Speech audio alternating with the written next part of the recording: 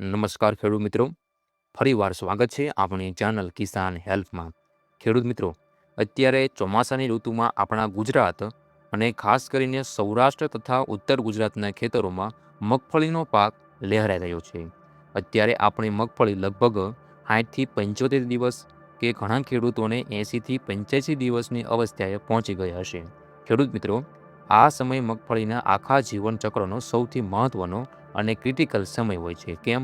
કારણ કે આ સમય સુધી આપણે જે મહેનત કરી હશે, જેમ કે સારું બિયારણ લાવ્યા હશું, પાયાના ખાતરો પણ નાખ્યા હશે, વાવણી કરી, મોંઘી દવાઓ છાંટી, નિંદામણ કર્યું અને આંતરખેડ કરી, આ તમામ ખર્ચ અને મહેનત હવે પૂરી થઈ ગઈ છે. અત્યાર સુધી આપણે મગફળીના પાંદડા અને છોડનો વિકાસ કર્યો, પણ હવે જે અસલી સમય આવ્યો છે એ છે આપણી મહેનતના વળતરને રૂપિયામાં કન્વર્ટ કરવાનું. જો આ 80થી 75 કે 90 દિવસના સમયગાળામાં આપણે સાચી માવજત નહીં કરીએ તો ખેતરમાં પાલો બહુ સારો દેખાશે, પણ જ્યારે મગફળી ઉપાડશું ત્યારે અંદરથી ડોડવા ખાલી નીકળશે, પોપટા નીકળશે નહીં. પણ જો આ છેલ્લા 30 દિવસમાં તમે આજના આ વિડીયોમાં જણાવેલી થોડીક વૈજ્ઞાનિક અને સચોટ કાળજી લેશો તો તમારા ખેતરમાં એકોએક સૂયે જમીનમાં બેસીને દમદાર ડોડવા બનશે, ડોડવા પૂરેપૂરા ભરાવદાર બનશે, દાણામાં સોના જેવા ચમક અને વજન આવશે અને તેલની ટકાવારી પણ વધશે.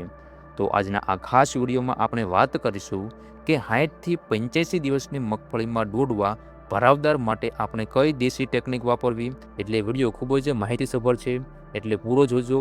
અને જે પણ ખેડૂત મિત્રો આપણી આ ચેનલ પર નવા આવ્યા હોય તો ખાસ કરીને આપણી આ ચેનલને અત્યારે જ સબસ્ક્રાઈબ કરી નાખજો, કેમ કે આપણી આ ચેનલ પર આવા જ અવનવા ખેતીને લગતા વિડીયો મૂકવામાં આવતા હોય છે.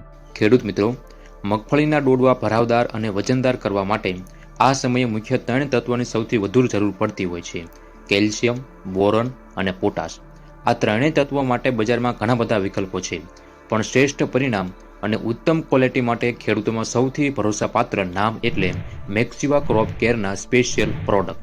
ચાલો સમજીએ કે આ ત્રણેય તત્વોનું કામ શું છે અને મેક્સિવા ક્રોપ કેરના કયા પ્રોડક્ટનો આપણે ઉપયોગ કરવાનો છે. તો ખેડૂત મિત્રો, પહેલું તત્વ આવશે કેલ્શિયમ. તો કેલ્શિયમ માટે આપણે મેક્સિવા કંપનીનું સિંચન આપણે ઉપયોગ કરવાનો છે. મગફળી એ તેલબિયા પાક છે અને સૌથી વધુ કેલ્શિયમની જરૂરિયાત હોય છે. કેલ્શિયમનું કામ તો કે મગફળીના ડોડવાના બહારના જે ફોતરીની જે દિવાલો હોય એને મજબૂત કરવાનું હોય છે અને દાણાનો પાયો બાંધવાનો હોય છે. ઘણા ખેડૂતોના ખેતરમાં ડોડવા કાળા પડી જાય છે કે સડી જતા હોય છે, જેને ખેડૂતો ભૂખ સમજે છે, પણ હકીકતમાં એક કેલ્શિયમની ખામી હોય છે. આ માટે મેક્સિવા કંપનીનું સિંચન બેસ્ટ પરિણામ આપે છે. તે 100% પાણીમાં દ્રાવ્ય છે અને છોડ તેને તરત જ ગ્રહણ કરી લે છે. માપની વાત કરીએ તો 12 કિલો પ્રતિ એકરે આપણે પ્રમાણ રાખવાનું છે. બીજું તત્વ આવશે બોરોન 20%. તો બોરોન 20% માટે આપણે મેક્સિવા કંપનીનું બોરોમેક્સનો આપણે ઉપયોગ કરવાનો છે. બોરોન વગર કેલ્શિયમ અધૂરું છે. બોરોનનું કામ સૂયા અને ફૂલનું સેટિંગ વધારવાનું છે. સૌથી અગત્યનું કામ એ છે કે બોરોન છોડની અંદર ટ્રાન્સપોર્ટર તરીકે કામ કરે છે, એટલે કે જમીનમાંથી કેલ્શિયમ અને પોષક તત્વોને ખેંચીને સીધા ડોડવા સુધી પહોંચાડે છે. આ માટે મેક્સિવા કંપનીનું બોરોમેક્સ 20% આપણે ઉપયોગ કરવાનો છે. માપની વાત કરીએ તો પ્રતિ એકરે આપણે 400 ગ્રામ મેક્સિવા કંપનીનું બોરોમેક્સ અને મેક્સિવા સિંચન સાથે મિક્સ કરીને સ્પ્રે કરવાથી ડોડવાની સાઇઝ અને ક્વોલિટી અદ્ભુત આપણને જોવા મળશે. ત્રીજું તત્વ આવશે પોટાશ. તો પોટાશ માટે આપણે મેક્સિવા કંપનીનું મિસ્ટર કે 505 બાયો પોટાશનો આપણે ઉપયોગ કરવાનો છે. જ્યારે ડોડવામાં દાણો બંધાઈ જાય ત્યારે દાણાને મોટા કરવા, દાણામાં વજન લાવવા, ચમક લાવવા અને તેલની ટકાવારી વધારવાના મુખ્ય કામ પોટાશનું છે. એટલે મેક્સિવા કંપનીનું મિસ્ટર કે 505 બાયો પોટાશ એ ઉચ્ચ ગુણવત્તાયુક્ત બાયો પોટાશ છે. તે ઓર્ગોનિક અને નેચરલ હોવાથી છોડમાં ખૂબ જ ઝડપથી શોષાઈ જાય છે અને પરંપરાગત પોટાશ કરતાં પણ લાંબા ગાળા સુધી જબરદસ્ત પરિણામ આપે છે. મેક્સિવા કંપનીના મિસ્ટર કે 505ના ઉપયોગથી મગફળીના દાણા વજનદાર બને છે. પ્રમાણની વાત કરીએ તો પ્રતિ પંપમાં 60થી 80 ml નાખીને 70થી 75 દિવસ પછી મિસ્ટર કે 505નો સ્પ્રે કરવાથી મગફળીમાં સારું આપણને રિઝલ્ટ જોવા મળશે. તો ખેડૂત મિત્રો, આ ત્રણેય ઉત્પાદનો મેક્સિવા ચિંતન, મેક્સિવા બોરોમેક્સ અને મિસ્ટર કે 505 બાયો પોટાશ ખેડૂત મિત્રો માટે મગફળીનું ઉત્પાદન વધારવા માટે ખૂબ જ ઉપયોગી સાબિત થશે. તો ખેડૂત મિત્રો, તમારે પણ જો આ ત્રણ પ્રોડક્ટની ખરીદી કરવી હોય તો મેક્સિવા ક્રોપ કેર કંપનીના નજીકના ડીલરનો સંપર્ક કરી શકો છો, અથવા સ્ક્રીન ઉપર જે નંબર આવે છે તેનો તમે સંપર્ક કરીને આની ખરીદી કરી શકો છો. સૌ પહેલાં આપણે વાત કરીએ એવી પદ્ધતિની જેમાં કોઈ પણ મોટો ખર્ચ નથી, પણ બહુ જ મોટું પરિણામ તમને જોવા મળશે. એ છે કે મગફળીમાં બેરલ ફેરવાની પદ્ધતિ. હવે આ બેરલ ફેરવાની પદ્ધતિ આપણને શું ફાયદા થશે એના વિશે ખેડૂત મિત્રો આપણે એક પ્રોપર વિડીયો બનાવ્યો છે. જો જે પણ ખેડૂત મિત્રોએ ન જોયો હોય તો ખાસ કરીને જોઈ લેજો. એની લિંક તમને ડિસ્ક્રિપ્શન બોક્સમાં જોવા મળશે. જો ખેડૂત મિત્રો આમાં હું તમને બેરલ ફેરવવાથી શું ફાયદો થશે એની હું તમને માહિતી આપીશ તો વિડીયો ખૂબ જ લાંબો થઈ જશે, એટલે ખાસ કરીને તે વિડીયો જોઈ લેજો. હવે ખેડૂત મિત્રો આપણે વાત કરીએ કે આ પોષક તત્વો આપણે ક્યારે અને કેવી રીતે આપવા એનું એક સરળ આપણે ટાઈમ ટેબલ સમજી લઈએ. પહેલો સ્પ્રે આપણે કરવાનો છે 60થી 70 દિવસની મગફળી થાય ત્યારે. જ્યારે આપણી મગફળી 60થી 70 દિવસની થાય ત્યારે સૂયામાંથી ડોડવા બંધવાની શરૂઆત થતી હોય છે. તો આ સમય તમારે સ્પ્રે કરવાનો છે કેલ્શિયમ નાઇટ્રેટ. જો પાવડર ફોર્મમાં તમે વાપરતા હોય તો એક પંપમાં 80થી 100 ગ્રામ, અને જો લિક્વિડ એટલે કે પ્રવાહી ચિલેટેડ ફોર્મમાં તમે વાપરતા હોય કેલ્શિયમ નાઇટ્રેટ તો તમારે 35થી 40 મિલી ઉપયોગ કરવાનો છે. બીજું આવશે બોરોન 20%. જો ખેડૂત મિત્રો આપણે બોરોનને ક્યારેય પણ 20 ગ્રામથી વધારે નથી નાખવાનું, કારણ કે વધુ પડતા બોરોન પાકને નુકસાન પણ કરી શકે છે. એટલે ખાસ ખેડૂત મિત્રો આપણે બોરોન 20% છે એ એક પંપમાં 15થી 20 ગ્રામનો જ ઉપયોગ કરવાનો છે. હવે આ બંનેનું મિશ્રણ બનાવીને સારો એવો આપણે સ્પ્રે કરી દેવાનો છે. ખેડૂત મિત્રો બીજો સ્પ્રે કરવાનો થશે આપણે 70થી 80 દિવસની મગફળી થાય ત્યારે. હવે આ અવસ્થાએ ડોડવામાં દાણો ભરવાની અને દૂધિયા દાણામાંથી કઠણ દાણો બનવાની શરૂઆત થતી હોય છે. તો આ સમયે તમારે 13-0-45 એટલે કે પોટેશિયમ નાઇટ્રેટ એક પંપમાં આપણે 100 ગ્રામ નાખીને સ્પ્રે કરી શકીએ છીએ.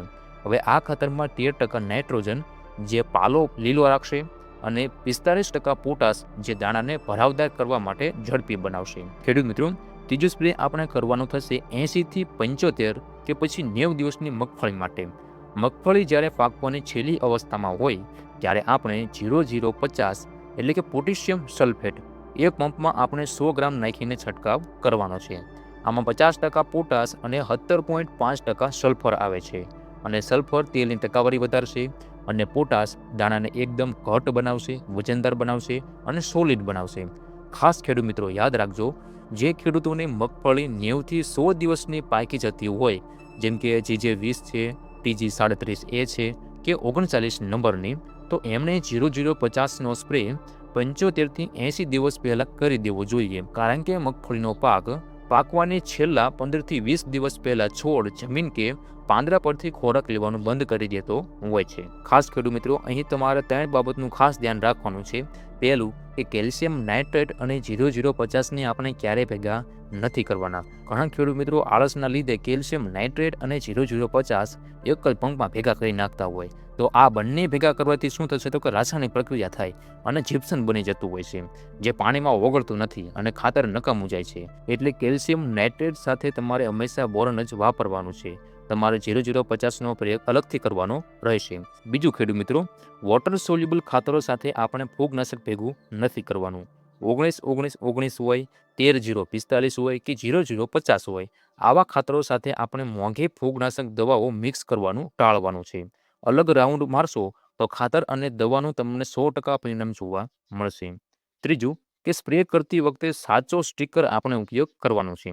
હવે ચોમાસામાં ગમે ત્યારે વરસાદ આવી શકે છે અથવા ઝાકળ પણ પડી શકે છે, એટલે સારા સિલિકોન બેઝ સ્ટીકરનો આપણે ઉપયોગ અવશ્ય કરવો, જેથી દવા પાંદડા પર બરાબર ચોંટી જાય અને ફેલાઈ જાય. તો ખેડૂત મિત્રો ગમે એટલા મોંઘા ખાતરો નાખો, પણ જો મગફળીમાં આપણે પૂરતો ભેજ નહીં હોય તો સૂયા જમીનમાં નહીં ઘૂસે અને ડોડવા પણ નહીં ભરાય. અત્યારે મોટાભાગના વિસ્તારોમાં સારો વરસાદ થયો છે, પણ જો વરસાદ ખેંચાય અને જમીનમાં તિરાડો પડવા લાગે તો મગફળીને હળવું પિયત આપીને વરાપ જાળવી રાખવી ખૂબ જ જરૂરી છે. ભેજ હશે તો જ કેલ્શિયમ અને પોટાશ ડોડવા સુધી પહોંચશે. તો મિત્રો આ હતું મગફળીમાં 60થી 85 દિવસ દરમિયાન ડોડવા ભરાવદાર, વજનદાર, તેલથી ભરપૂર અને બમ્પર ઉત્પાદન મેળવવાનું સંપૂર્ણ માસ્ટર પ્લાનિંગ. જો તમે સમયસર બેરલ ફેરવી લેશો, કેલ્શિયમ નાઇટ્રેટ પ્લસ બોરોનનો પહેલો સ્પ્રે કરશો અને પાછળથી 13-0-45 અથવા 0050નો યોગ્ય ડોઝ આપશો, સાથે જીવાત પુગતી પાકને સાચવશો, તો હું ખાતરી આપું છું કે તમારા ખેતરમાં ખાલી પડેલા પોપટા નહીં રહે અને મગફળીનું ઉત્પાદન વીઘે 7થી 8 મણ જેટલું વધારે તમને જોવા મળશે. જો ખેડૂત મિત્રો તમને આ માહિતી ઉપયોગી અને સાચી લાગી હોય, તો આ વિડીયોને આપણા બીજા ખેડૂત મિત્રોને શેર કરજો અને ખાસ કરીને જો આપણી આ ચેનલ પર તમે નવા આવ્યા હોય, તો આપણી આ ચેનલને સબસ્ક્રાઇબ કરી નાખજો અને વિડીયોને લાઇક કરવાનું ભૂલતા નહીં. ફરી મળીશું આવા જ એક નવા વિડીયો સાથે. ત્યાં સુધી તમારા બધાનો ખૂબ ખૂબ આભાર. જય જવાન, જય કિસાન.